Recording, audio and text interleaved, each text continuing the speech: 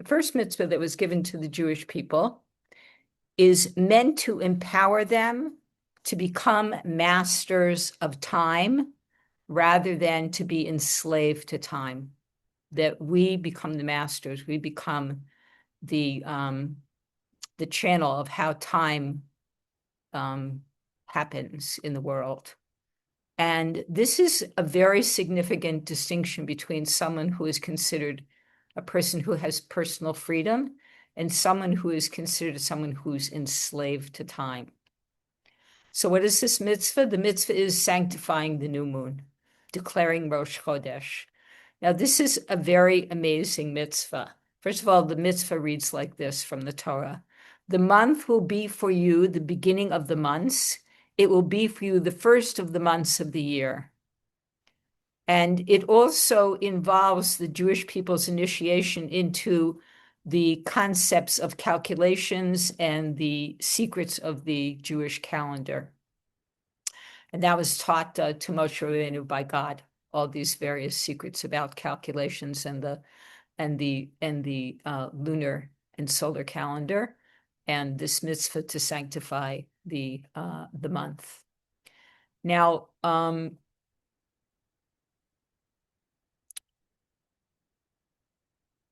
okay. Ultimately, knowing how to use and relate to time is one of the main differences between a successful or a unsuccessful person, both materially and spiritually, meaning time management. But what's going to be interesting is that we're the ones that are creating time. That's what we're going to learn about, this secret of time and how it's given over to the Jewish people in sanctifying the moon. Okay.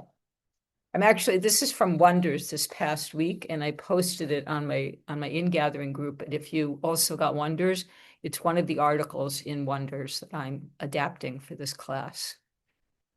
So the Jewish calendar is fundamentally a calendar that goes according to the cycles of the moon. It's called a lunar calendar, but it also takes into consideration the solar calendar, which goes according to the sun. So what happens is that there's this law governing the Jewish calendar that a Jewish calendar cannot be predetermined.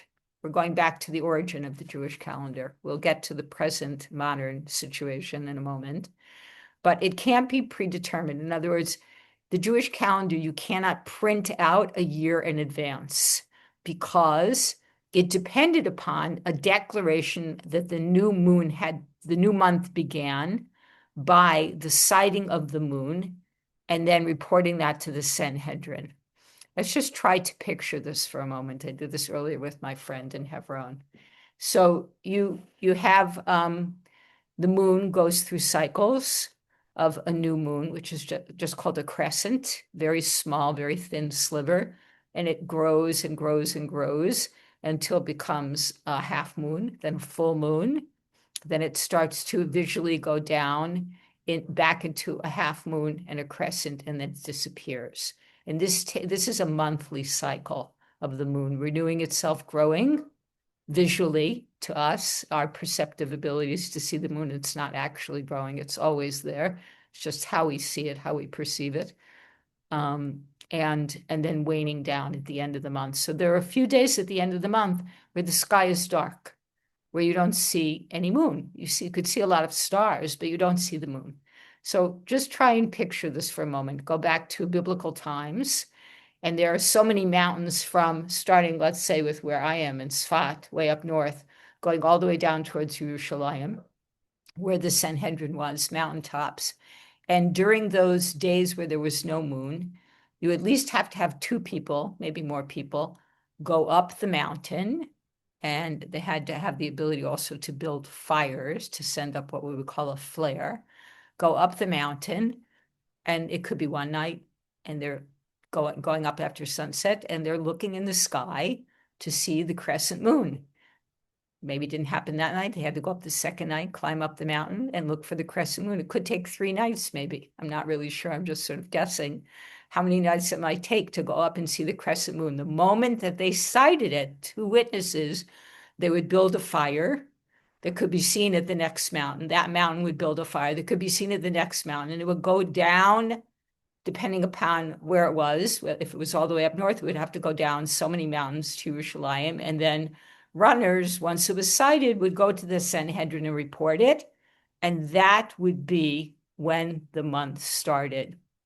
So this that I just described of the witnesses declaring through sanctifying the month, citing the moon with two witnesses, went on, it continued with the Sanhedrin until the 4th century. That's quite a long time. And then what happened was in the 4th century, the Sanhedrin was disbanded and a calculated calendar was adopted in response to the reality of life in exile and the need of Jews all over the world, because now Jews were in various places in the diaspora, not just in Eretz Israel, which is where we're talking about that the Jewish calendar gets established in Eretz Israel. So then it was pre-calculated, and that's the calendar that we live with today. But originally it was this sighting. And this is very important to understand because when the mitzvah of sanctifying the moon and sighting the moon was given over as the first commandment to Jewish people, it means that we have the ability to control time. Let's go into that just a little more, right? And it's really about who the Jew is in relationship to time. So the monthly declaration of the new moon, which determines when the holidays will take place, because once we establish this is the first day of the month, that's when the other holidays are going to fall out, all the Yom Tovim and Shabbos, right? If we didn't establish it yet, then it's not going to automatically happen. It went along with our actually reporting and citing it in the Sanhedrin establishing it each month. So that had to do with being given over to us, Am Yisrael, going up the mountain and citing it, right? So it establishes a fundamental principle that we have the ability to control the flow of time. That time is not an independent force in the universe that could control us, right? This point cannot be emphasized enough to understand who the Jew is in relationship to time, because God gave over into our hands, into the hands of Am Yisrael, the ability and the responsibility to regulate time, and that this was considered a crucial step actually towards leaving Mitzrayim, where we were when this first mitzvah was given, when the Torah was given. It was the first step in order for us to actually be able to leave. Why? Because it created a responsible, more independent identity for the Jew and how the Jew's relationship is to God, in short, okay? So the historic exodus of the Jewish people symbolizes, therefore, the journey that every individual actually does take from darkness to light, from the state of slavery, where you don't have any free choices about making decisions for yourself, into what's called the light of freedom and elevated consciousness, into that light of day and an elevated consciousness. When we become the masters of time, it actually has to do with a elevated consciousness, and that is how we attained our freedom. And for the Jewish people, this transformation was symbolized by their acceptance of the Torah. So that's like the historical point of view of how we first come to be a people that has this very first mitzvah about sanctifying the moon and the concept of time. Now, remember we said last week that mystery, the concept of mystery, belongs to Hashem, and that it's given over in many different ways. We talked about it last week in terms of marriage partners and interrelationships we have with other people, and how sometimes their own part of their personality and how they are in the world is even hidden from themselves, let alone that there is mystery that's meant to be in marriage. Well, we have an additional mystery here, that one of the mysterious things at the beginning of creation that happened was that Hashem tells us that time, the creation of time, is a complete mystery. It's a complete mystery. It's not about a calculation. It's not about a clock. It's not about a calendar. It's not about anything that we think it is. It's actually a total mystery of creation. And we live with it, and we have the incredible command to actually create it, be co-creators in this mystery. So now we're going to move from that into what's called constant renewal. And you'll begin to understand deeper how this really applies to the world. It affects the whole world, who we are in terms of time. When we reflect further upon this mitzvah of the Jewish people that they received as a nation upon leaving Mitzrayim, we notice that the Hebrew word for month, chodesh, and the Hebrew word for new, chadash, are exactly the same. They have the exact same otiot, the exact same letters, chodesh and chadash, right? And they only differ in their pronunciation. The letters are exactly the same. So we have a month and we have newness. So each month follows the cycle of the moon from the beginning of the month, as we said, where it's a sliver and it grows until it's a full moon in the middle of the month. And then it wanes and disappears. And then we have to sight the new moon again for the next month. And this movement, this cycle of the moon through the month, is really a cycle of what's called renewal and rejuvenation. And the fact that we actually influence it, that Am Yisrael influences it and has it as the very first mitzvah of all mitzvot, that it means that the mystery of time and a Jew are bound together in these concepts of what we call renewal and rejuvenation. So let's keep that in mind, this concept of renewal and rejuvenation, right? It's going to become even more and more important. We're going to add now some information that Chassidut puts great emphasis on a word that is chidchadshut. Chidchadshut means the ability to renew oneself and to experience time and life as new at every moment. Some of us might know it as yesh ma'ayin. But chidchadshut is the word that actually means we have the ability, we as people have the ability to renew ourselves and to experience time and life as michadesh, that it's being made anew every moment. Like we are actually being made to come into being every single moment, again, and now again, and now again. We're being recreated. This is an amazing thing in terms of time, right? And it says in Tehillim 2, Tehillim 2, the 7th line, it says that David writes that God tells him, "Today I have given birth to you." The experience of every moment as truly new, the sense of being reborn anew at every moment, is a sign of true messianic consciousness. Try to think about this for a moment. Of all of the things that we know in the world and how we're used to going about in the world, and we see our table and our candle table and our kitchen and our food in the refrigerator and our clothing in our wardrobe and the shops on the street and the snow outside, whatever we see, we register visually somewhere that that's reality. And Torah and the depth of Torah through Chassidut is coming to tell us that's not reality. That's a physical manifestation that we do live with. It's not like we're invisible. We are visible, and there is snow outside in New York, but it's not the real reality.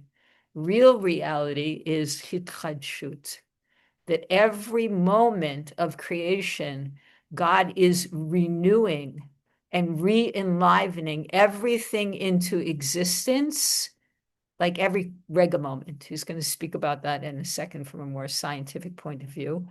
But what this does is it's actually a sign of Mashiach consciousness.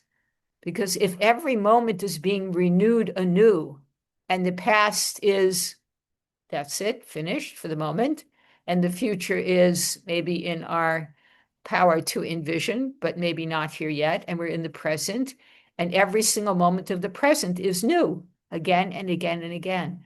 This is a very Geula consciousness. So we're already partially there just by being Jews, which is quite astounding. And according to tradition, David, from whom Mashiach descends, was actually not given any time to live. This is sort of a well-known thing, very interesting. He was born with no years on his menu, none. And Adam Rishon saw this, and he donated 70 years of his time in the world so that David would have 70 years. And so because of this, David lived for those years. He had those years that were gifted him through Adam Rishon, and actually goes in further, ends up being from Yehuda and Yosef also. So he viewed his entire life as a gift, right? And because he viewed it as a gift, he experienced each day exactly like the Tehillim says, today I have given birth to you. Now, what makes this really amazing is that because of that, David was constantly aware of God, constantly grateful, and given over to praising and praying to God, because every moment of his life he viewed as a gift. The truth is, that's true for all of us. Every moment of our lives are an incredible gift.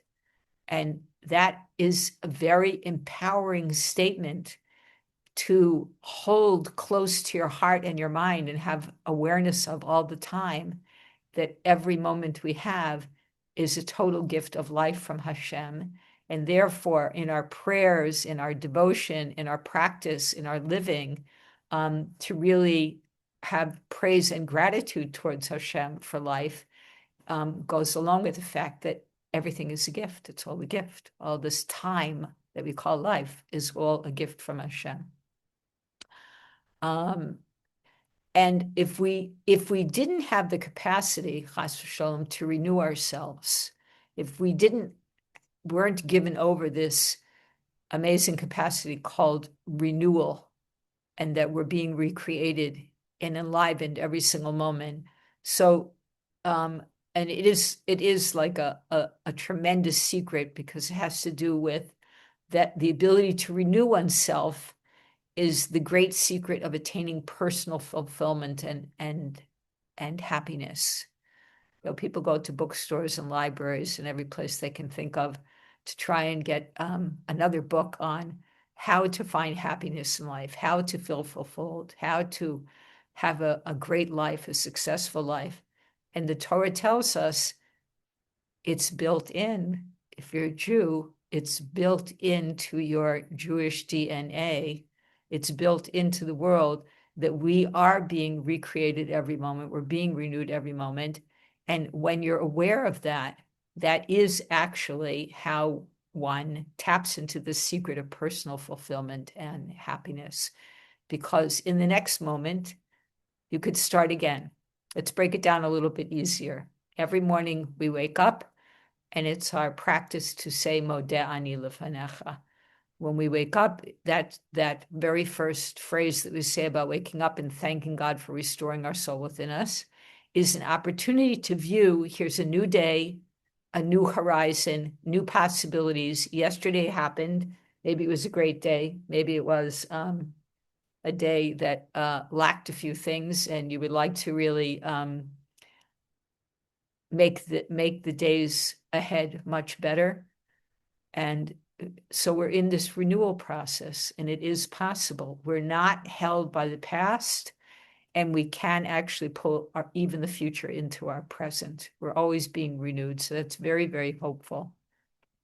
And we don't get stuck in sort of tedious, boring habits where everything is route. And if people would live like that, if they didn't really understand that there is, sorry, I have something in my eye here, that there is this concept of renewal, so life could get very stuck, and people wouldn't really be so interested in being involved in life, because it would just be going around and around and around in the maze, nothing happening.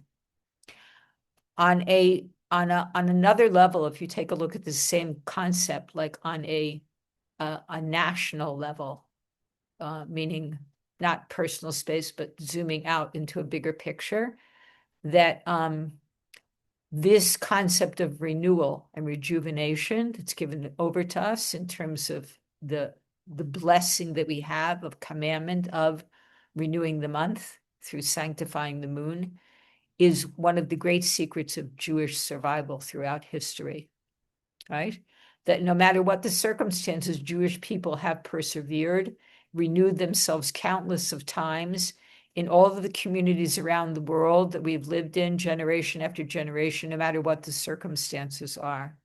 And this essential power exists in every Jewish soul and is one of the foundations allowing for Jewish continuity, that we are here. Civilizations have risen and fallen, and Am Yisrael Chai. We are actually here. And that is because of this special Jewish DNA gift from Hashem in the secret of time that has to do with renewal and rejuvenation. Just have a note here. Okay, it says, on this essential power exists in every Jewish soul and is one of the foundations allowing for Jewish continuity, the miraculous ingathering of the exiles and the rebuilding of the ancient homeland in Eretz HaKodesh, in the land of Israel today, clearly bears witness to this truth. And I just want to add that this is what we're witnessing right now. This is the time that we are living in. We are already living in a time where people, even during the war in the last couple of years, which was a very intense security time, there were lots and lots of people who came here and said, that's it, I'm going to Eretz Yisrael. They made a commitment to uproot their life and come here and live. Now that really is speaking about the ingathering of the exiles. So we're living during this time, and that bears witness to the truth that this amazing gift of love from Hashem about renewal and rejuvenation, and the ability to grow in a way where things are constantly changing and shifting, and we are uplifted by that very mitzvah, is also taking place on this level of the world community, including Eretz Yisrael. So now he wants to take it up into a deeper, another even deeper level, Rabbi Ginsburg. Taking this one step further, by breaking out of the confines of emotional or psychological slavery. You know, there are certainly people all over the world that are challenged by personal, mental, emotional, even physical limitations, and to a certain extent, that those people could be living in the confines of emotional or psychological enslavement, being really stuck and not being able to go forward.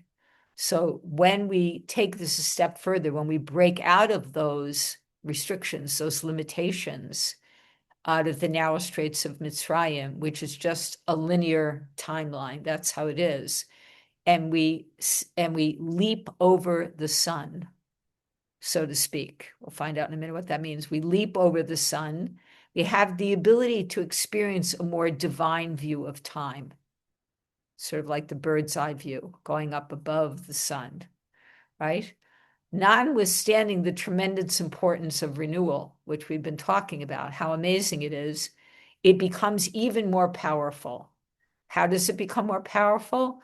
When a person actually transcends their normative reality, the norm that they live with, and how that is, and even by transcending their normative reality through this renewal process, the same thing we've been talking about, but now we're talking about not just how we live, but we actually can change our own reality by thinking into the fact that we have this Jewish spiritual DNA of renewal built into us, and we can transform our normative reality and attain new insights and reveal new spiritual energy in the world. And this is even more a greater achievement.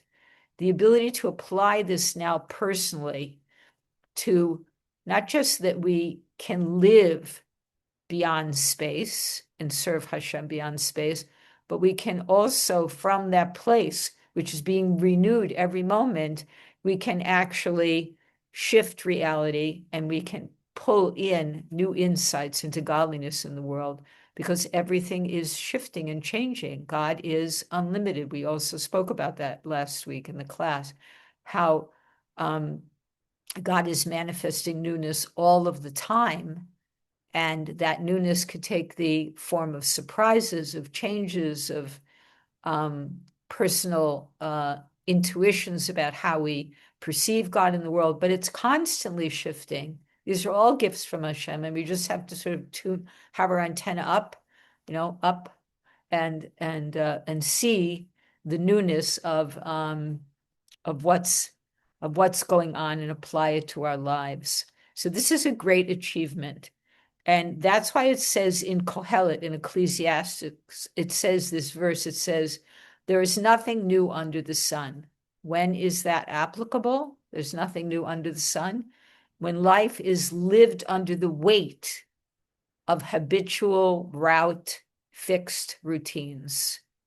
And so one perceives nothing. Nothing is new under the sun. Nothing is going to happen different today that happened, 10 years ago. It's all the same. Nothing new under the sun.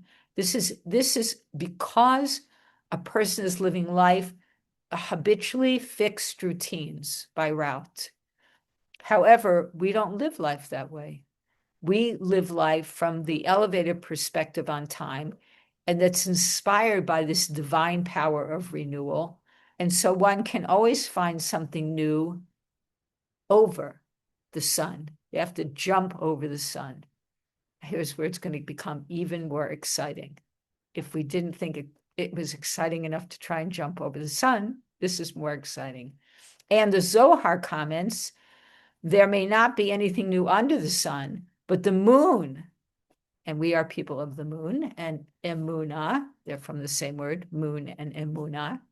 We are people of faith and people of the moon from the lunar calendar. The moon is always changing and renewing itself, implying that there's always something new under the moon. So that's just another way of telling you that with the Jewish people, there's always the possibility of renewal and change and abundance in terms of bringing godly light into situations and new insights and just a lot more to manifest in the world simply from this very first commandment of sanctifying the moon and renewal, rejuvenation. And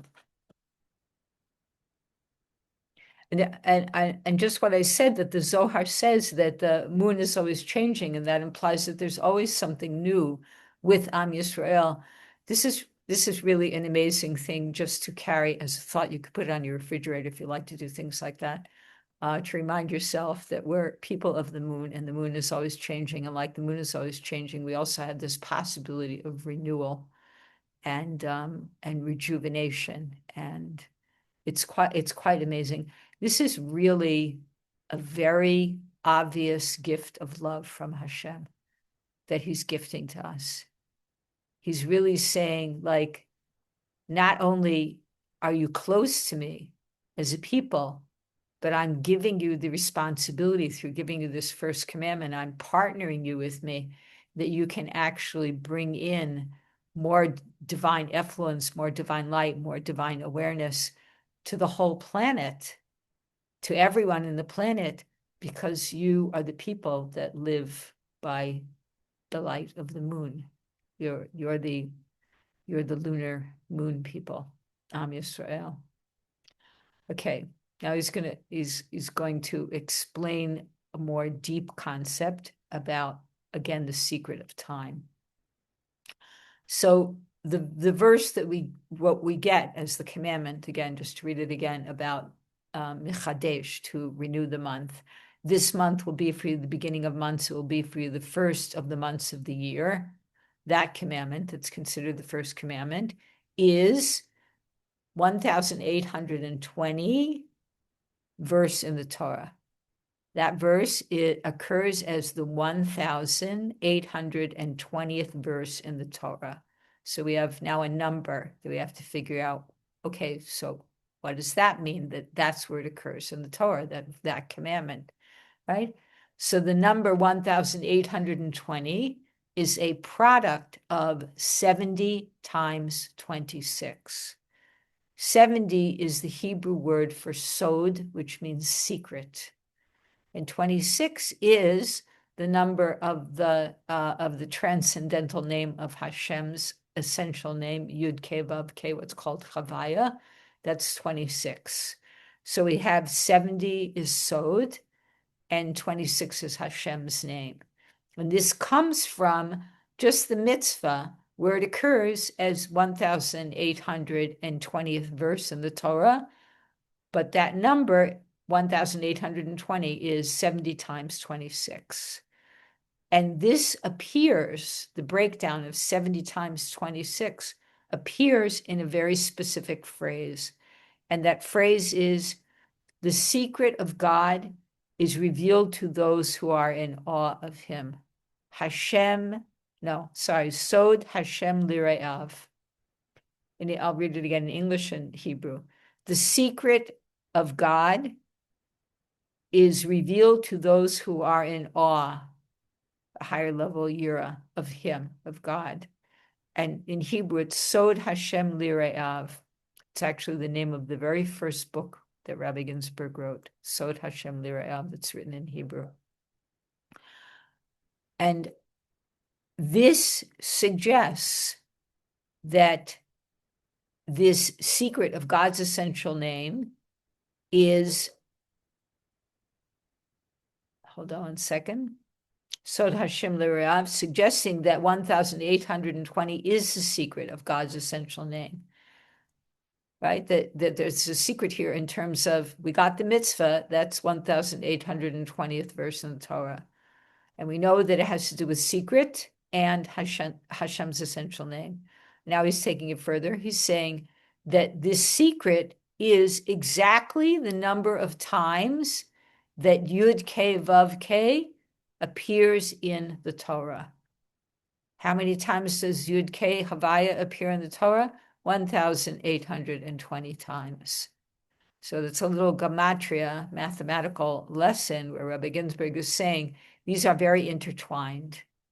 That Hashem's name, our service, who we are, Am Yisrael, the mitzvah being of Michadesh, the month, that we're given Rosh Chodesh and the sighting of the moon, sanctifying the moon in order to declare the new month, are all about the essential transcendental name of Hashem and revealing Hashem's name in the world.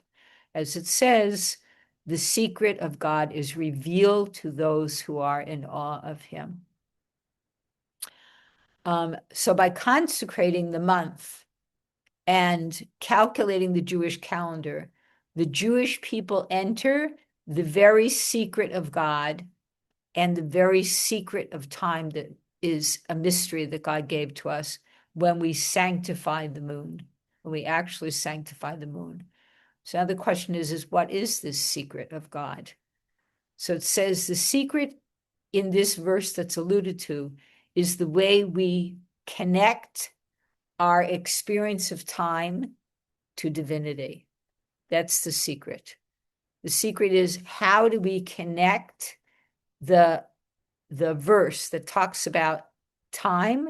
How do we connect it? How do we link our experience as Jews of time to the divine source of God? That's the secret that we have to uncover in the secret of time, the mystery that Hashem puts before us in time. So life is a constant of renewal and inspiration, and he's going to talk about it more in terms of how this secret gets revealed. Every morning in the morning blessings, besides Modani, we have the following phrase. It says, and he, God, renews his goodness every day perpetually the work of creation. Kabbalah and Chassidut emphasize that creation is renewed not just every day, but every single rega moment. Like the smallest fraction of a moment, whatever now quantum physics is saying that is, which I can't say that I could tell you what it is, was a quark at some time, but it could be something else. Every single rega moment, Hashem is perpetually renewing the work of creation. Not just every day, every moment. Modern science now confirms that subatomic particles continuously burst in and out of existence, some for merely a billionth of a second. Could we repeat that again? This is from Wonders. Modern science now confirms that subatomic particles continually burst in and out of existence, some for merely a billionth of a second. And these particles, which mysteriously animate the foundations of what we call physical reality, are the manifestation of God's perpetual renewal of the work of creation, that everything is being renewed every billionth of a second, according to this. Jewish tradition teaches us that for God, the past, the present, and the future all occur simultaneously. We don't live with that. That's a paradox for us. We live in the present. We relate to or remember the past. We can tikkun the past by doing tshuva and prayer, various things. We can pull down future blessings, and we're aiming for the future. We can envision the future, but we do not simultaneously live in as one at the same moment, past, present, future. We can't. We're finite beings. It's not possible for us to even really get this and hold on to it so easily. But God does, and God is living in, and is, it not only is living in, but is the past, the present, and the future all at once simultaneously. This is seen in God's essential name, Yud and K and Vav and K, Chavaya. How is it seen? Because this Hebrew name for God, the essential transcendental name, has 4 letters to it, a Yud and a Hey, and a Vav and a Hey. And it is actually the Hebrew verb conjunction that means being, meaning a state of being. I am, right? So in the tenses of past, he was, it's haya. He is hoveh, and he will be yihiyeh. So we have in this Yud K Vav K, when we use just the otiyot that are in God's transcendental name, we have he was, he is, and he will be. God, who creates and continuously renews the world and time, is simultaneously in the world and above the world at the same moment. God is all and all is God. God is in the world, and God is way beyond and above the world. That's time as it relates to the perspective of who God is and how that is.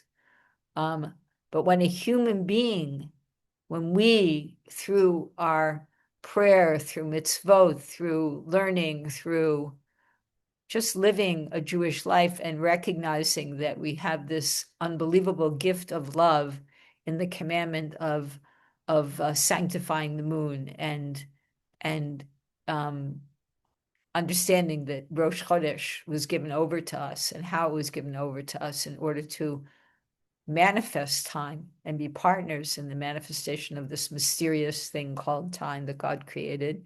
So it causes us to come nearer to God. And in coming nearer to Hashem through this experience, of course, then there is increasing divinity and divine light being released into the world through us. So we're part of the channels of creation in a sense. We are channeling God's divine light into the world just by simply living with the times, except that we create the times, living above the time. If you want to jump over the sun, you could, but since you're already people of the moon, so everything is being renewed as a moon person anyway, and that means that all kinds of new, amazing, godly insights and projects and gifts of goodness and love from Hashem can be revealed through us and renewed all the time. There's always renewal happening. That's really just there almost are no words for what a huge gift of love that is from Hashem to Am Yisrael. Understanding this secret of God and time is truly revealing, for the power of renewal entails connecting to godliness, where time and all creation is renewed every moment. In other words, really all we have to do, the bottom line is connect to God in all the ways that God gives us ways to connect, through Shabbat, through the Yom Tovim, through davening, through learning, through tefillah, through tzedakah, through tshuva, and each time has its emphasis, from Pesach to Rosh Hashanah to Elul to Purim, Pesach.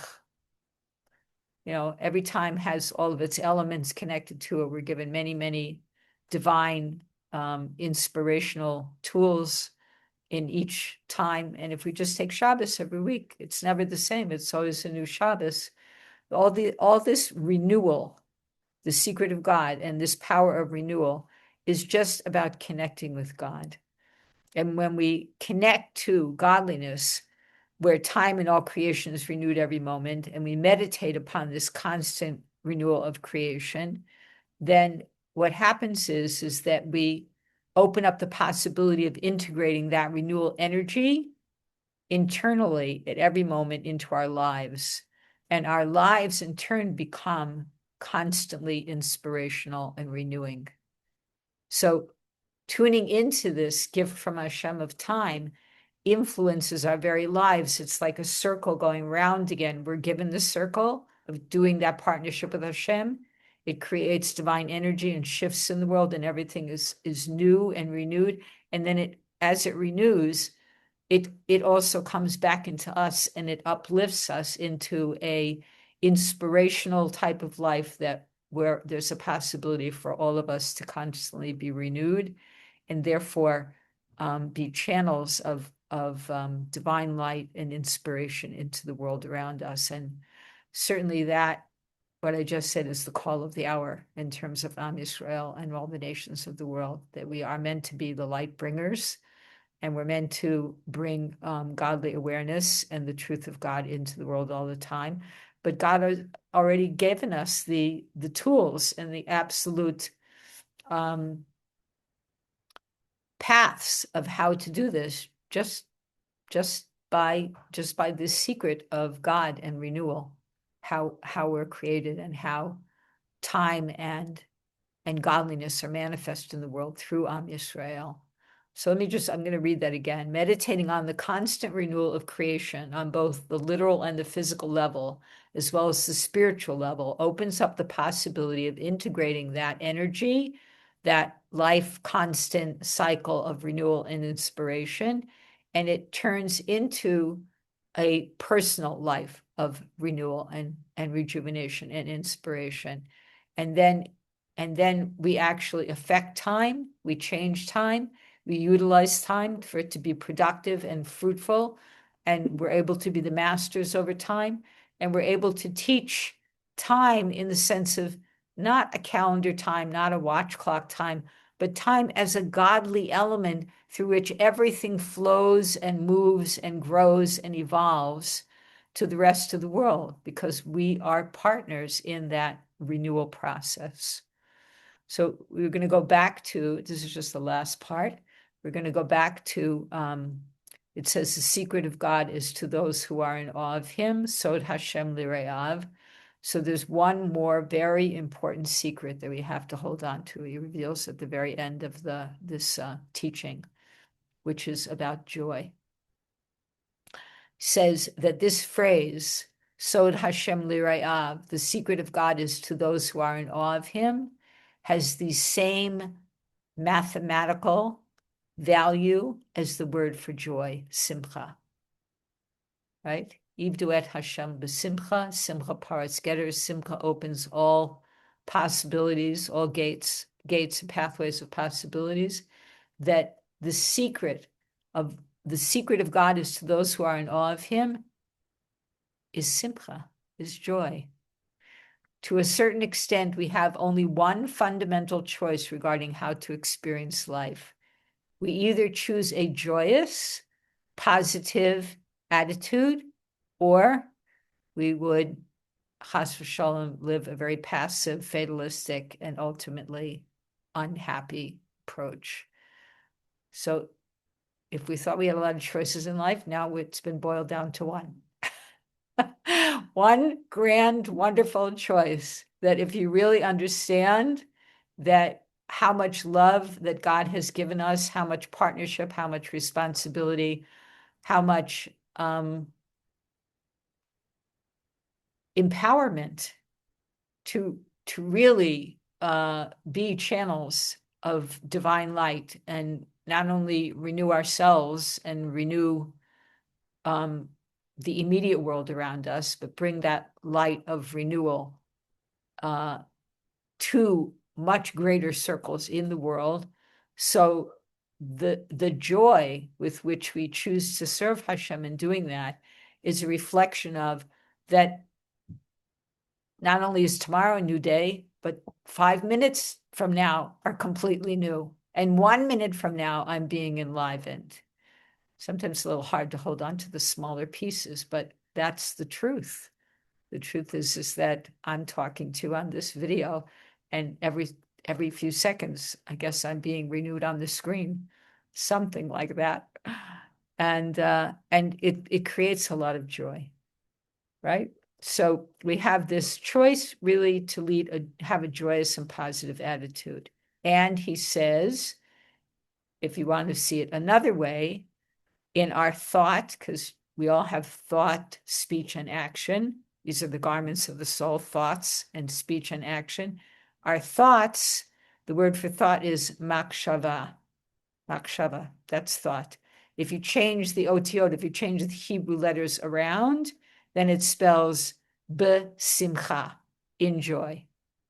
So if in our thoughts we actually choose to be joyous in serving Hashem, recognizing how much Hashem loves us, appreciates us, gifts us with possibilities of renewal, of being messengers of divine light, of bringing love, God's love to the world, which is endless, then that creates a cycle of joy and excitement and newness to every day. If it's good for you to think about it every day, so then that's a good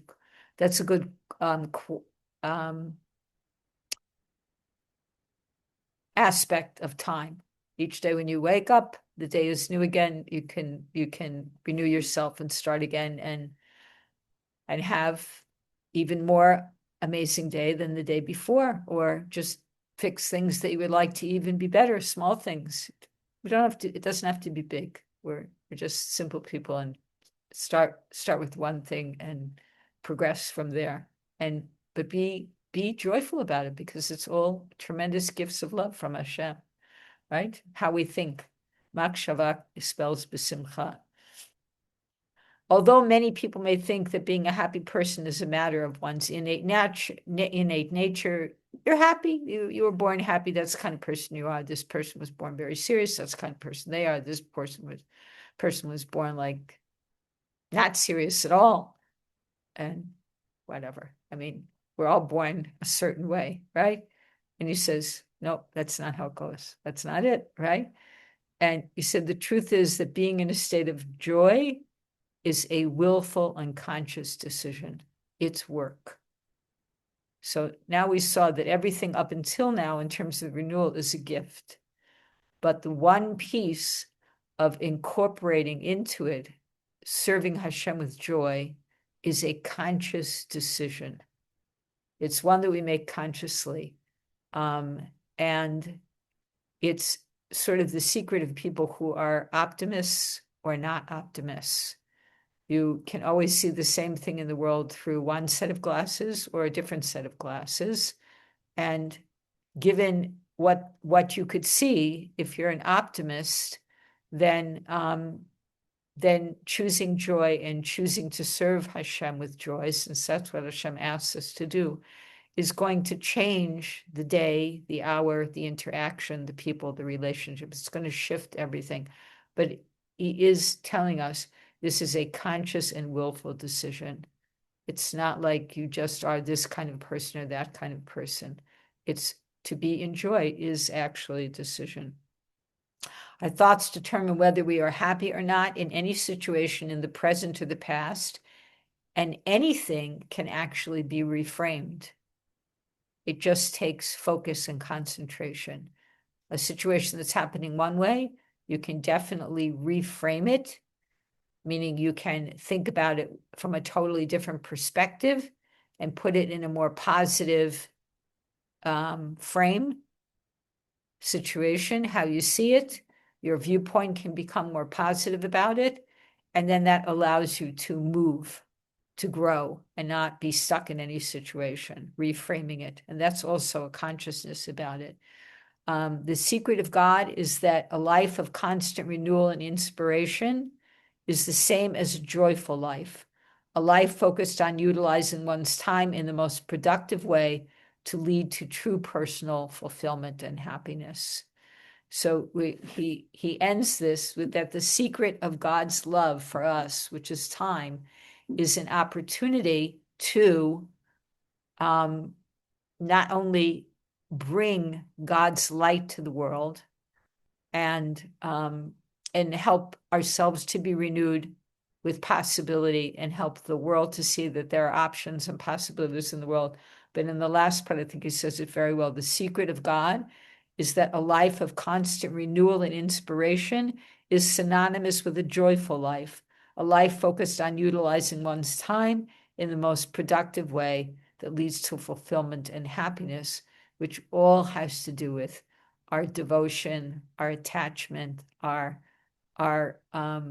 concentrated connection to Hashem, and through us flows this joy, this love that God gives us in this mystical creation that we call time. So that is today's topic. I hope that you enjoyed it, and I encourage you to take a look. For some of you who are on my my WhatsApp group called In Gathering, I was looking for a version of the song Ivdu et Hashem b'simcha, which, believe it or not, was not so easy to find. I found one that was very short, and then I found another one that I never saw before, which was by Aaron and Yonatan Rizel, very well-known, famous singers, but they have their own music set to that, the words of that song, Ivdu et Hashem b'simcha, and they did it with special education adults. And it was very, very moving for me to see, because for many, many years, I worked with such a population, and they're all about love, all these people. They're all special ed people, are all about love. That's who they are. That's how they were created special. And that's what's special about them, is they're all about love. So it's just a very sweet version of a song to watch, and it's very uplifting. I encourage you to take a look at it. If you don't have it, I'll send it to you. You could just write me a note. Okay, so I'm gonna again, I want to say that this was dedicated to the strength, the koach, the health, and the gratitude to Harav Yitzhak Ginsburg and his wife Romy for all that they give us, and may they actually be successful and help us to be successful in the mission of bringing Mashiach now, immediately, Mad Mamish. Okay, thank you. I'm going to now do the turn off part.